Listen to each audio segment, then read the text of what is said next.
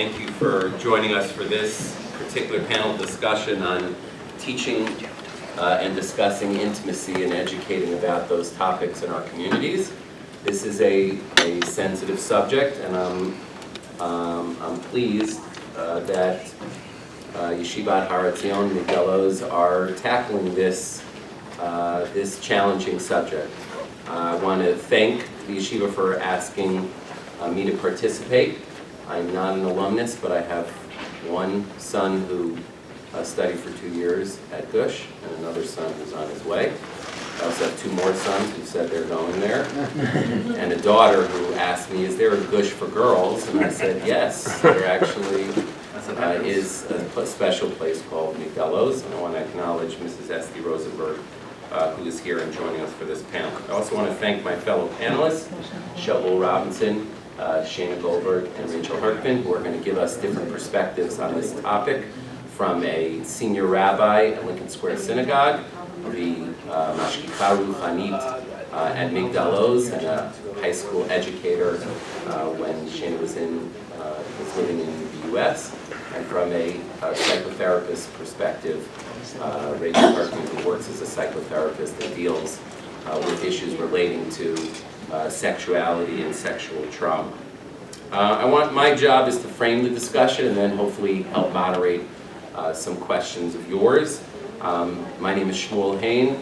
I'm a shul rabbi, but I guess my more direct connection with this particular topic is as an educator, as a Rosh Beit Midrash at SAR High School, where we offer a course in 10th grade called Sexuality, which we teach in tandem with health, and which I began teaching 8 or 9 years ago, my first year in the school.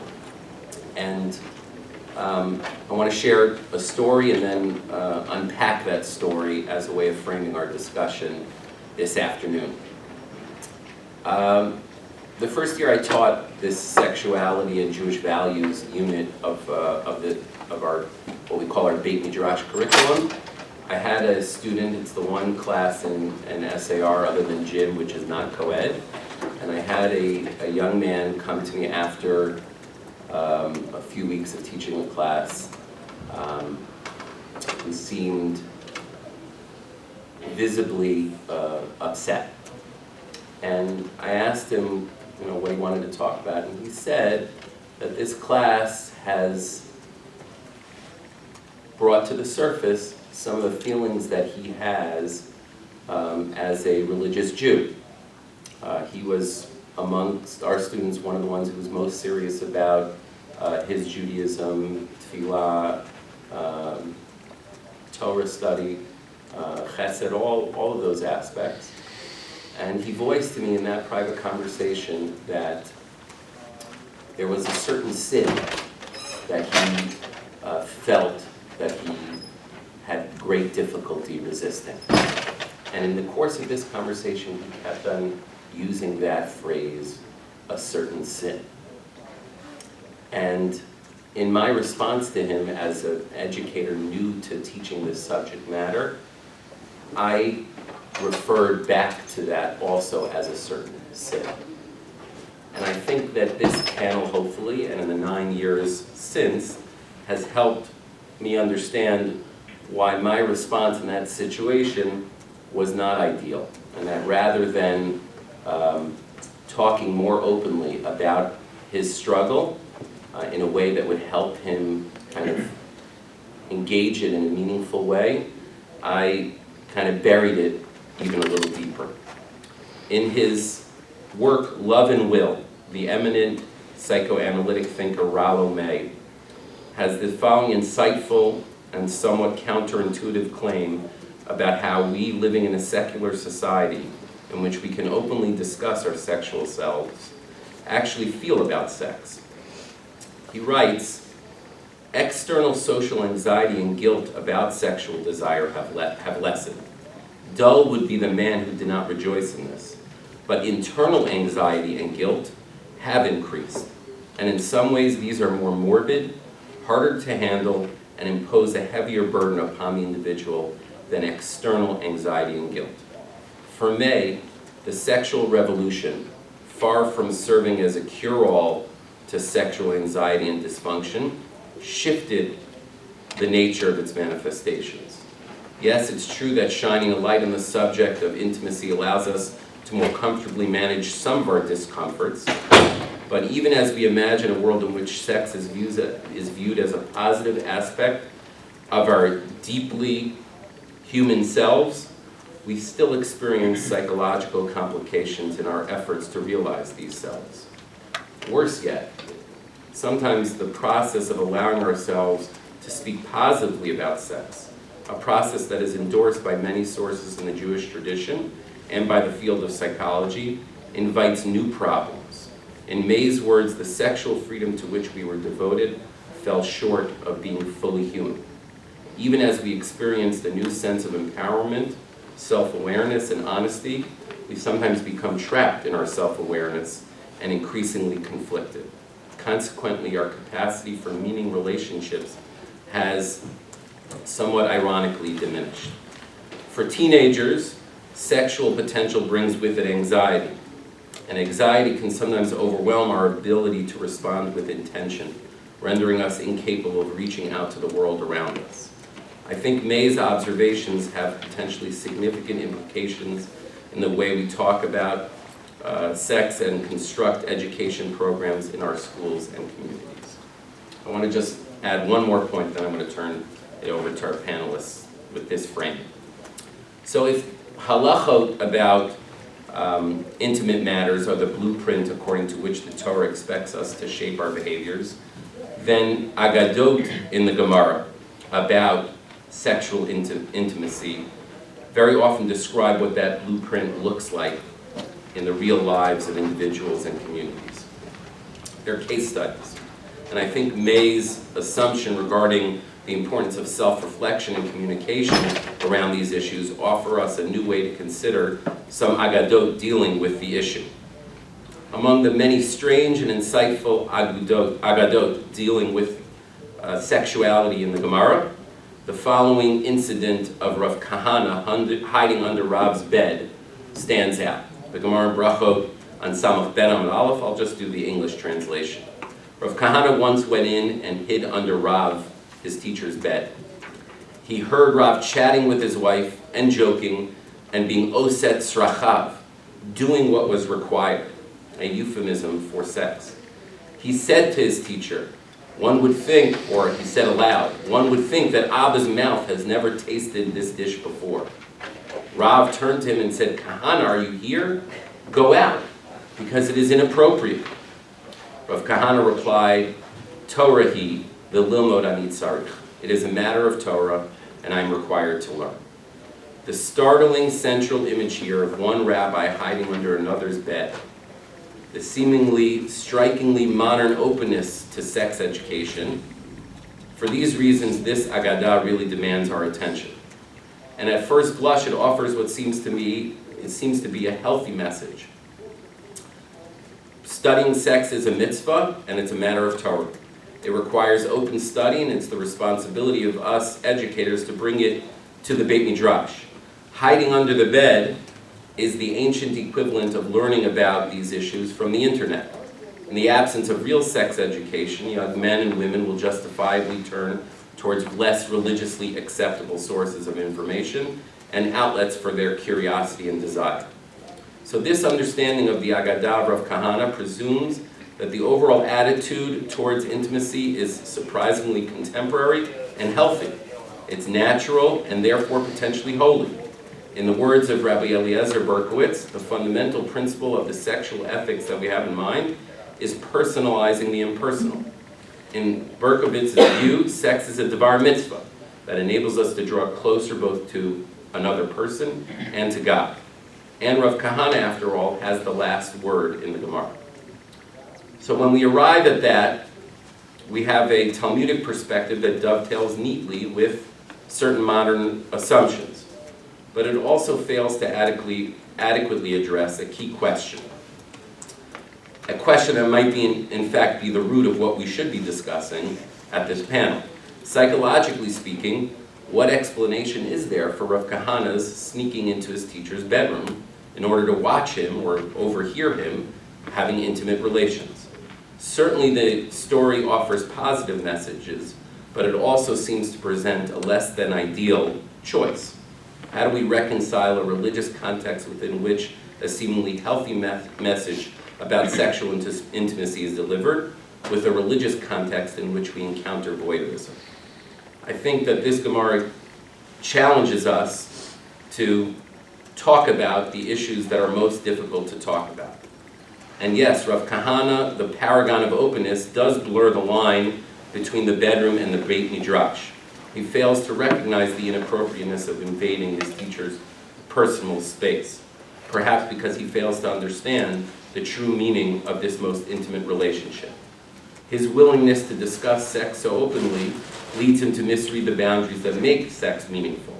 But at the same time, the language of Yagadah is resonant with May's concerns. Because even while the narrative reinforces a positive evaluation of sexual intimacy, it reiterates a central point, that this positive evaluation is fraught with additional complications. The Gemara still is, in a sense, a case of sexual education that has not gone completely right. And so what I'd like to ask our panelists to speak about this afternoon is, how do we do better?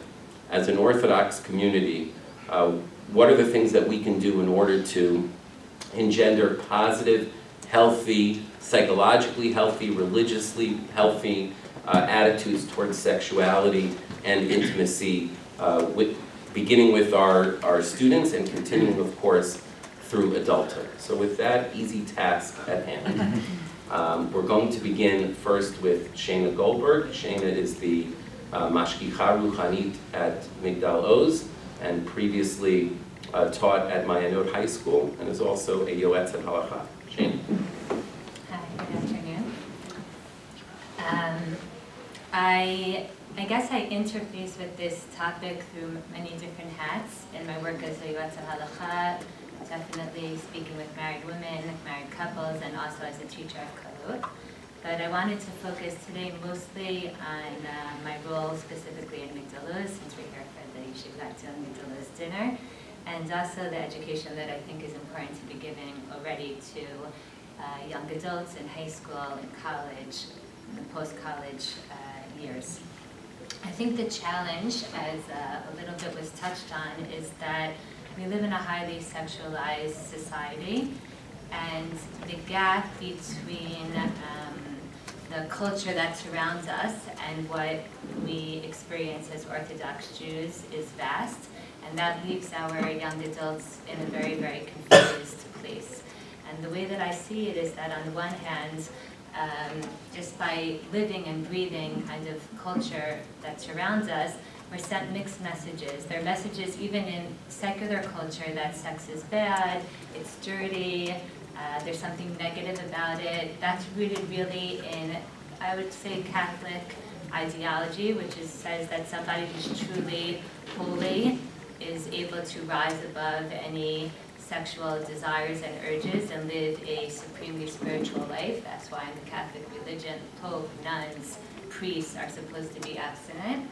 So on the one hand, there are undertones, even in Western culture, of something being negative about this, even as the world is crazed by it.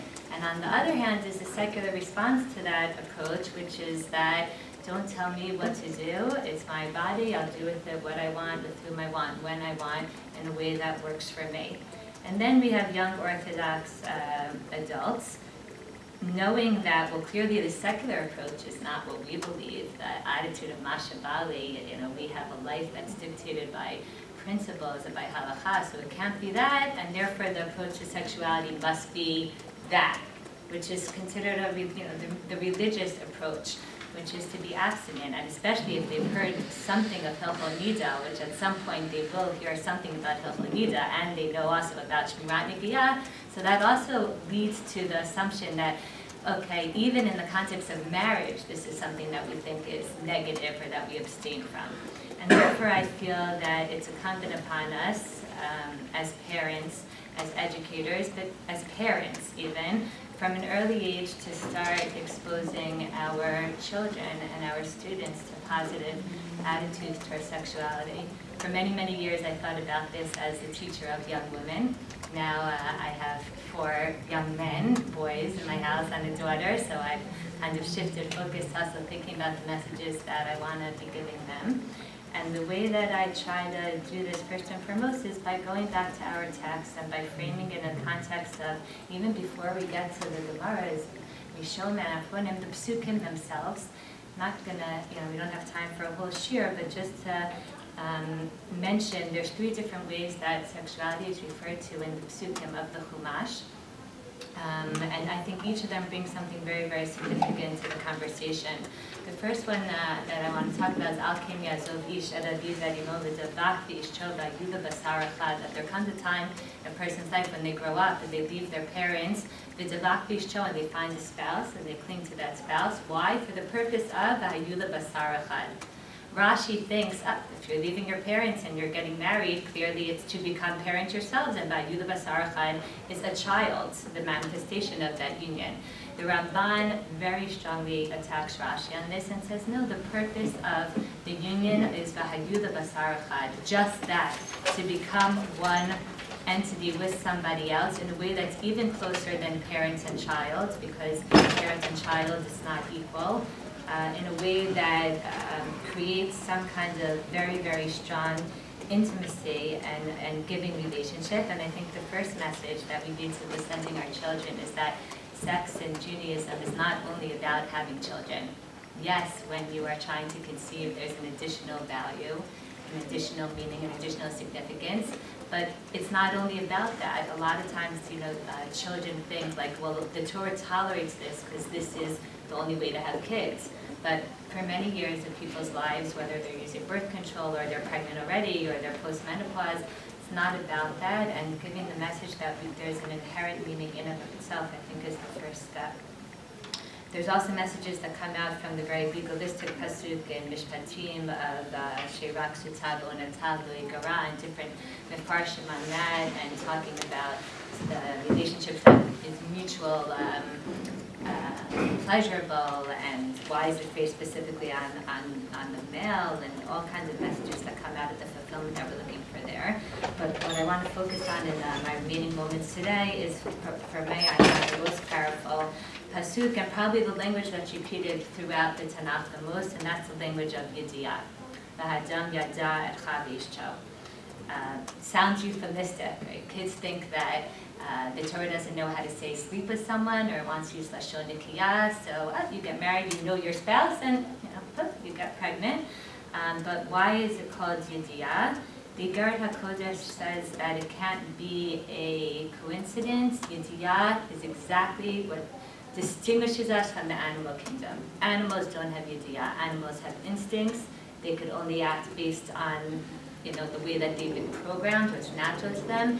By calling this act Yediyah, the Torah is trying to say that there's something kadosh v'neki when it's done the right way, something holy and proper and right when it's done the right way in the right time. And he says, Zeh v'sot tipat hazera, kishehi nimshecha mimakom ha'kedusha v'tara, nimshechat hadeya v'achachma v'habina v'hu ha'moach. That when sex is done properly, the right person, the right context, it brings along the intellect with it. That there's an intellectual act of intention that's going on here, and not just a physical act of pleasure.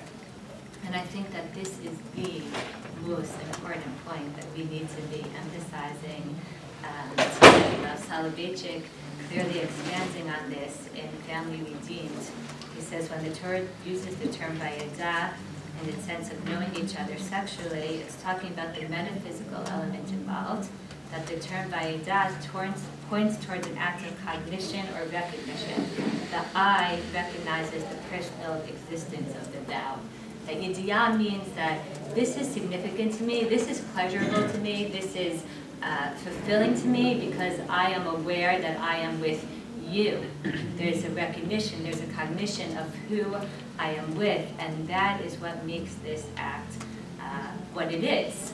The reason I think that this is so important is that even in our modern Orthodox worlds, our students are extremely wrapped up in the hookup culture of today, whether it be in high school or certainly in college, which is exactly the opposite. It doesn't matter who I'm with. I don't need to know their name. I don't need to ever see them again. All that matters is what's happening to me right now, and the concept of intimacy as something that goes hand in hand with sexuality has been lost.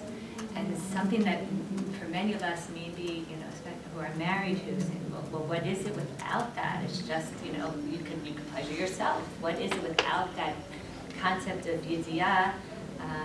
I think is what our students are most struggling with, and trying to impress upon them why we think it is so important that this happens in the context of a relationship where there's an emotional backing, where it's something where you're giving to somebody else as opposed to just taking for yourself, is at the crux, I think, of what we could offer them.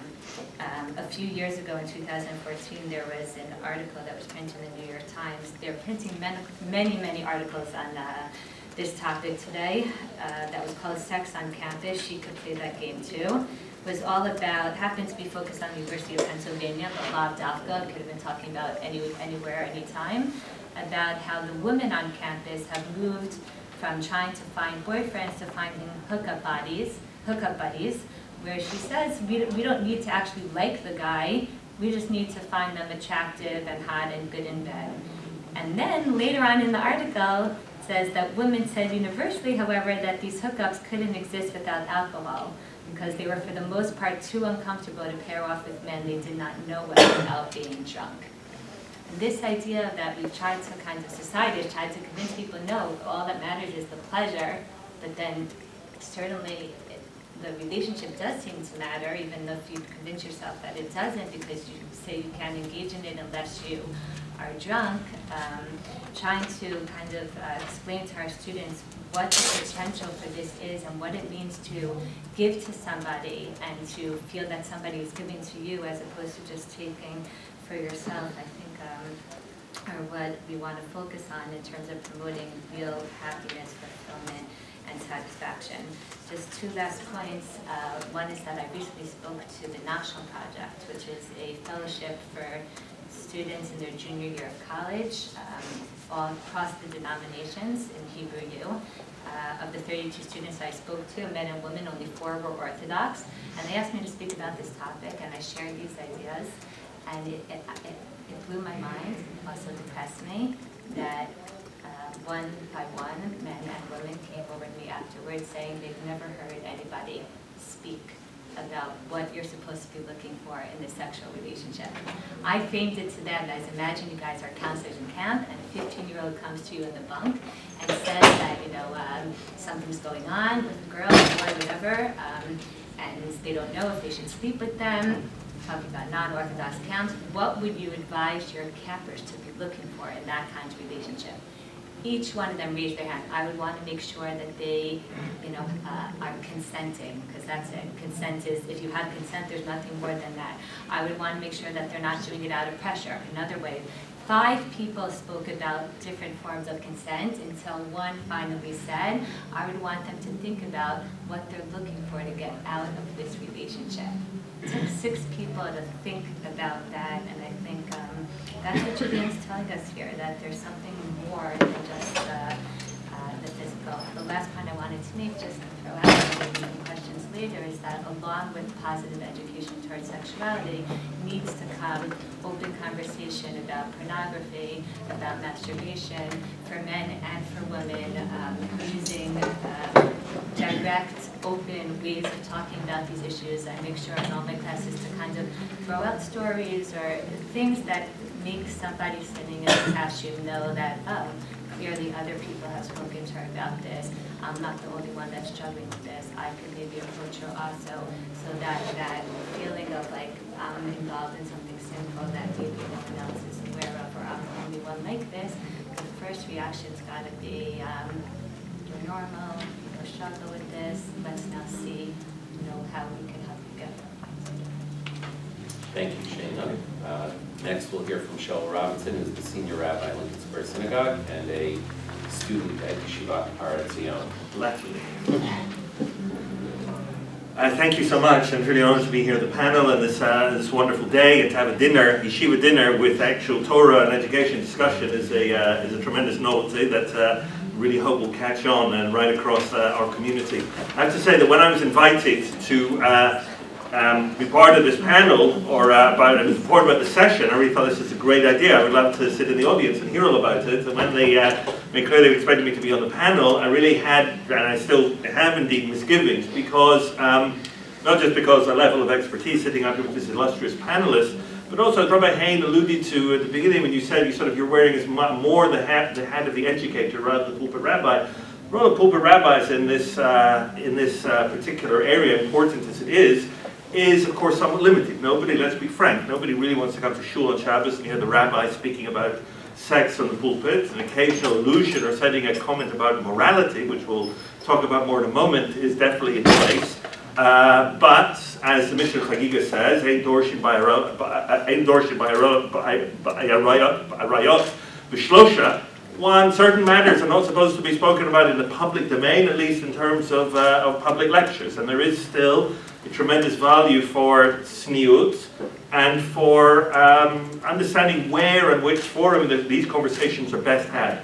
And while yeshivas and seminaries and high schools are critically important, in the public domain, from the pulpit, I definitely question about what extent matters of frank intimacy belong. So I'll say, from my point of view as a pulpit rabbi, obviously in terms of marriage counseling, but more so in terms of preparing couples for marriage, either in terms of chatan classes. And whenever I hear one of the very, very talented and learned Yoetzet Halacha speak, I'm always reminded that Yoetzet Halacha are actually much more trained than rabbis are. And we actually need a male equivalent of a Yoetzet Halacha, because the fact that a rabbi has smicha and Yoredeh in no way means that they have the expertise. I'm not even talking about the technical expertise in Yoredeh, about the relevant simanim of Taharat HaMishpacha, but the simple ability to be able to discuss intimacy with the men of the chatanim in no way approaches the level of training and certification by which the Yoetzet Halacha go about it. Still, I will say that when I prepare chatanim and work with couples for marriage, there is obviously an extremely important opportunity and responsibility to talk about intimacy, not just the description of the laws of Taharat HaMishpacha, but to reset expectations.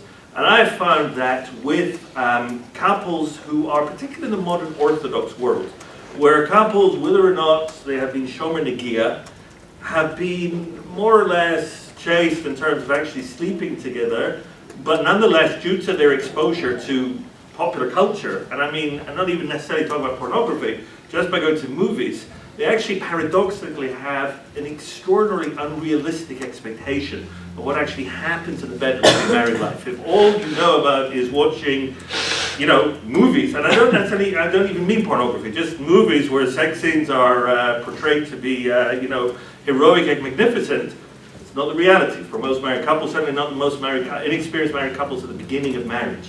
And the sense of deflation, the sense of huge gap between what they were led to believe intimacy is always like, is naturally like, and what, for most people, it actually is like, is a tremendous gap. And expectations absolutely need to be managed in that area.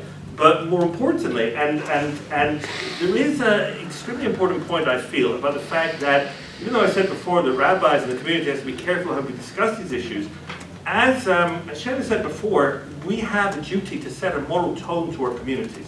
There are many destructive things that are happening in our contemporary world. Tinder, the hookah culture, the ability, the knowledge that sex is freely available and is really a personal choice and comes without strings. It is almost impossible to imagine that people who are fully immersed in that culture, as corrosive and negative it is, will be able to go on and make successful, faithful weddings. And it is still the case, no matter how frank a society or how open people claim to be in society, infidelity and unfaithfulness destroy marriages, not just in traditional circles, but especially traditional circles. It's almost impossible to imagine that people who really have been fully immersed in a campus culture, let's say, of hookah and Tinder, will really be able to go on and create successful marriages and relationships built in faithfulness. And I will say, as part of my job as an Upper West Side rabbi, I rabbi a large kind of urban congregation, I marry many secular couples. And I find that when I sit with a couple and explain the ceremony, and I go through the first part of the ceremony, I explain to them the meaning of the bracha, al arayot, v'hiter lanu et actually, I have a chuppah on Friday, I'll remember the brachas before then, but when I explain to them the idea of faithfulness, the idea that you commit unconditionally to each other, and that's it, and you're no longer looking for any kind of sexual satisfaction outside the marital unit you've created, I find couples find that an extraordinary, refreshing idea. And the basic Torah morality that we have, enough, is something that we should not only be proud about, but find ways and methods to be really able to be expressed. It's not that Judaism is kind of old-fashioned, behind the time, prudish. It's actually extraordinarily okaron, extraordinarily the same ideas of Torah. As Shayna said before, not just the way the Torah approaches sex, but the very idea of the fact that it is so heavily legislated in Torah is there for a reason, for ultimate human happiness and satisfaction. So, and I just want to say one very last word. Obviously, as a parent and as somebody who sees young man and woman go off from our yeshiva, I've noticed, just as an aside, that there is much more of a feature in recent years of boys and girls, young men and women, even in yeshivas, having boyfriend-girlfriends, even serious students, which I never really noticed until the last few years, but I've noticed a big uptake of committed relationships going from high school through to gap year. Whether or not that is a good idea or not a good idea is something we can discuss about. I mentioned before the idea that really these conversations belong much more in the yeshiva, the seminary, and the high school than in the kind of adult population. Pulpit rabbis do have a responsibility to speak about the corrosive lack of sexual morality in the general culture. The Me Too moment was an important moment where rabbis could be, should be, must be, both communicating the importance of the laws of yichud, the importance of the laws of respecting individuals, the importance of the ideas that nobody is to be spoken to in a way that makes them feel uncomfortable, that men are not supposed to in any way take advantage or try things on, even short of actual sexual relations. Moreover, we also have a general, if you happen to have elected officials who represent poor or bad sexual values, rabbis, politics don't generally speaking belong in the pulpits, especially these days when we're so polarized, but morality always belongs in the pulpit.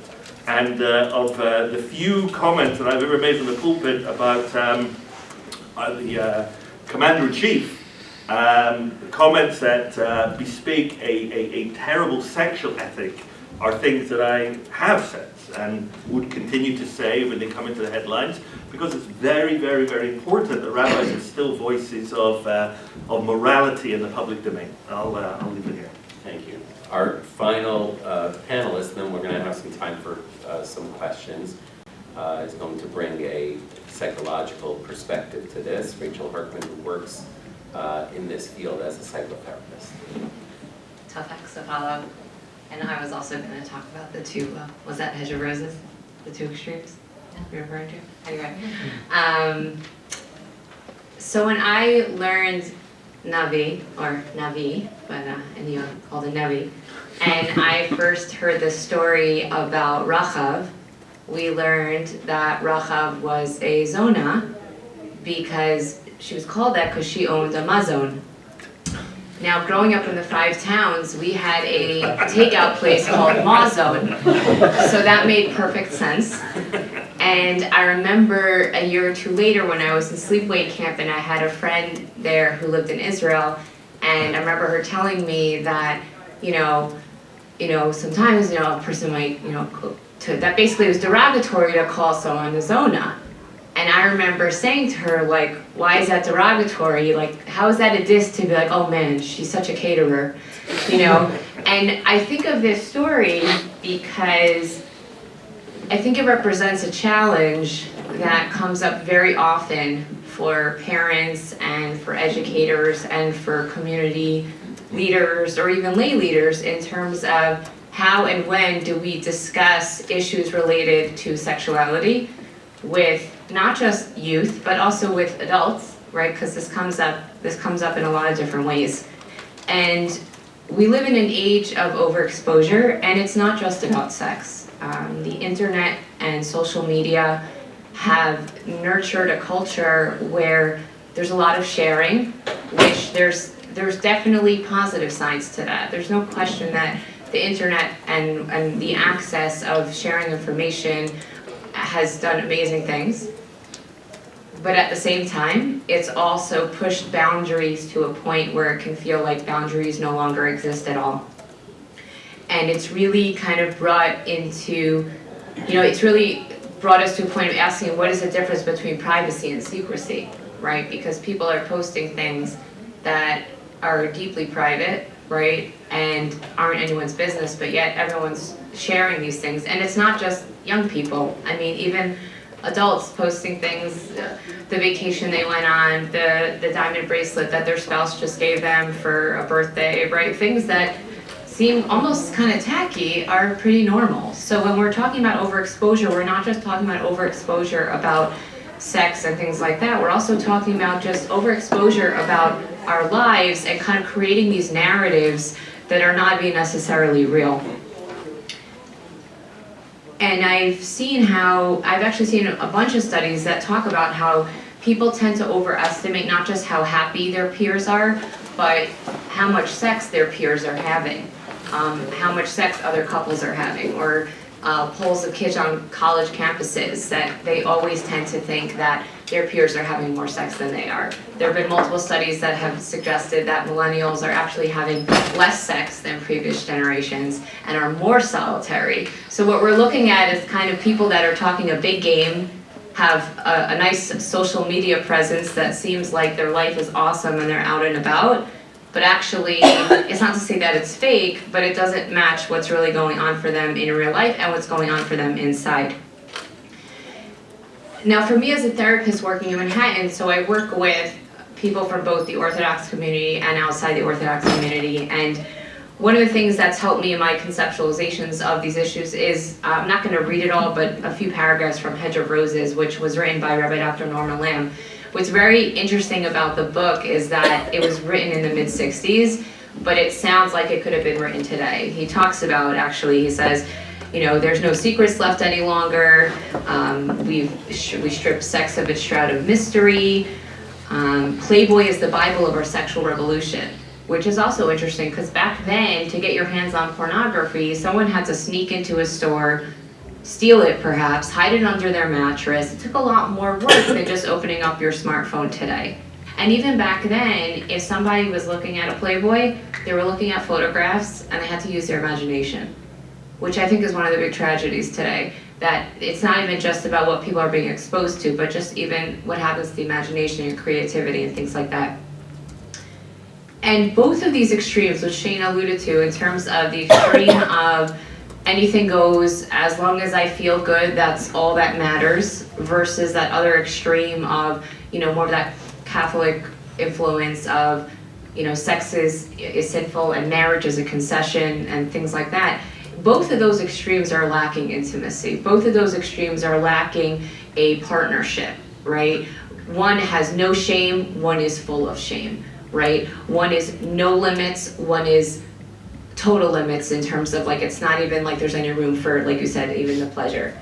And I think that a lot of our adolescents and adults are dealing with those extremes too, in terms of finding themselves in a place where they're looking for a relationship to halacha that they feel like that halacha understands them, as opposed to halacha dictating what they should do. And it could be a much longer conversation where that comes from. But I wanted to address some practical things that I think are helpful in terms of teaching these concepts to people. So I think it's always helpful to discuss, especially with younger people, the differences between privacy and secrecy, because the internet is complicating that. I think younger people don't have an understanding of what something is when it's permanent, right? The things that we put on the internet is basically an electronic tattoo. my friends and I joke that you can't really have a bad hair day anymore because somebody took a picture of it somewhere on the internet. And even just that from a consent perspective, and perhaps I'm a little more conservative about this, I'm very against posting pictures of my children on social media. Because I think it's not sensitive that I have a lot of peers that would love to have children and for whatever reason are not in that place. I don't need my photographs to be triggering uncomfortable feelings, but my children can't consent. So isn't it ironic that I'm part of a generation that's having the most conversations with their children about consent, but yet all these adults are posting pictures of their children when their children can't consent to that? So even just that idea of, privacy versus secrecy. Regarding pornography, one of the issues I find to be very troubling about it is that if you asked a 5-year-old, what's your favorite ice cream flavor, what would they say? If you asked them. Well, okay, you ask them what kind of ice cream do you like? Vanilla, chocolate, right? You ask a 25-year-old, what's your favorite ice cream flavor? What are they gonna say? Goose track. Cookie dough, Rocky Road, right? You're gonna hear a much more sophisticated ice cream flavor, right? The issue I find with pornography is that kids are getting exposed to Rocky Road before they even have an understanding or even an appreciation for what vanilla and chocolate is, and that vanilla and chocolate could be enjoyable. And I find when I talk to adolescents, they can appreciate that conceptualization. And it also makes it funnier because then they start making up what kind of flavor they like. Oh, he's into mint chocolate chip. But in terms of how we frame things, now practically speaking, a few things I find helpful from the educating perspective is first to get honest with ourselves as people imparting the message, how we feel personally about these themes, because our feelings about it and our biases and our comfort level will absolutely shine through. If we're in a position of counseling, if we're in a position of teaching, it comes through. We also need to understand that, and this has been shared, that it's a lot more difficult now for a child to be insular. And so if we don't have the conversations with them, they're gonna get their information from somewhere, and it may not, there's a good chance it's not gonna be couched the way we want it to be couched. And it also makes them more susceptible to myths, because if someone's not hearing a competing idea to what they're being exposed to in secular culture, then how are they gonna know that that's not really true, right? If there's an absence of conversation in their Jewish environments and they're only getting information from the outside, they're not hearing anything competing. Using clinical terms and euphemisms. So this is something that comes up often, and I've had respectful disagreements with some colleagues in Rabbanim about this, of that there are euphemisms obviously used in Gemara and things like that. But I do think that especially when we're dealing with teenagers, it's very helpful to use clinical terms for things. Also because we can't always assume that we're talking about the same thing. So, using a term like, I'll give an example. Sometimes with Kala classes, or Chatan classes, I've heard people say things like, well, they weren't able to complete the mitzvah. So I'll usually then clarify and say, are you talking about they weren't able to have intercourse, right? But it's not even just that. The issue there is that's a spiritually loaded thing to say that you weren't able to complete a mitzvah, right? So even just using words for things, and from a medical perspective, it's very helpful when people are able to use words for things if they have to explain symptoms to a doctor. So there is that piece too. I feel strongly about not teaching issues related to sexuality with that kind of fluff and panacea. Sometimes Taras Mishpacha is taught with a lot of fluff, and what ends up happening is that later on, I find that adults feel very disenchanted with the system that they were taught things in that way. So it's almost, and I always compare it to kashrus. If we taught kashrus the same way, and if we told people, if you keep kosher, your food is going to taste so much better. You're going to be healthier. And when you go to Disney World and you're walking around and seeing those people chomping on those big turkey drumsticks, you're going to be like, nope, I don't want that. I'm going to eat my hot tuna sandwich. No, you wouldn't think that, right? And we validate, it's interesting, we validate for people that non-kosher food can look good, right? We validate it even though we can't eat it, right? So I think even the way we talk about Taras Mishpacha, and I do actually find, I've collaborated often with Yoetzet Halacha, and I actually feel that they do a great job in terms of talking about Nida and things like that in a very kind of straight way and not kind of giving too much fluff in that regard. And I'm just gonna skip ahead so that we have time more for the questions. In terms of the us and them of us versus non-Jews, that like our non-Jewish counter, peers, they're up to this, but we as Jews, I always ask for nuance with that, because I find that in our Jewish communities, we're dealing with a lot of the same issues that our general culture is dealing with, and hormones don't wear yarmulkes, and we are human beings dealing with the same issues. And it's helpful when we can normalize. It doesn't mean we need to encourage it, but we can validate and educate at the same time. We can validate a desire, we can validate a struggle, but also be educating as well. And also in terms of teaching tznius, this I find comes up with Shomer Negiah a lot and with tznius often, is the whole men are pigs, and that's why we need to be shomer, or that's why women need to cover up. I don't think it works for women, and I think it's highly insulting for men. I mean, you guys aren't pigs.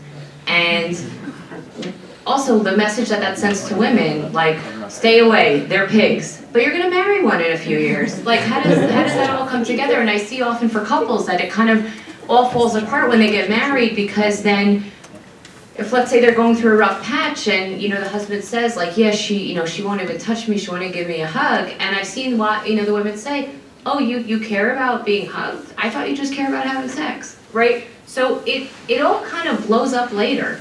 So in terms of the education piece, it takes a lot of sensitivity and nuance, but in terms of us looking at both men and women, yes, they might be different, there might be books about them being from different planets, different galaxies, whatever you want to call it, but that both men and women have emotions, and both men and women want to feel loved and attractive and want to be held and things like that.